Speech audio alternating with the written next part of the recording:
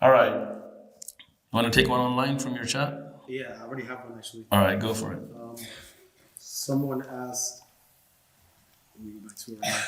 They said, ask Sheikh Uthman, how can one fight the evil thoughts coming from Shaytaan? That's a great question. How do you fight the waswas or the evil thoughts of shaitan?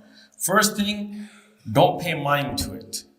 Some people, they kind of get caught in that loop, right? Oh, I had a bad dream. Let me tell you about it. You had a bad dream, get over it, let it go, right? Oh, I had shaitan whisper to me, let me think about it for 2 hours. No, bro. Say, A'udhu billahi minash shaitan ar-rajim, move forward.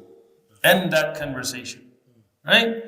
Because shaitan and the shayateen, not just Iblis, but all his, little devil minions from the jinn and the ins, from the humans. Some shayateen are not just the one that you can't see and they whisper in your ear. You got a lot of people walking around like shayateen, Oh, bro, you're not going to get no views trying to be that Islamic content, bro. You ain't going to get popular like that. You gotta do this, you gotta do haram. You're never going to have a house if you don't deal with riba. Nah, tell them, bro, a'udhu billah.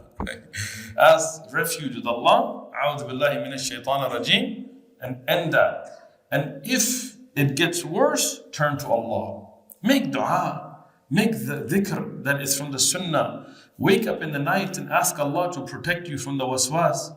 And these are the things that protect us from the waswas of shaitan.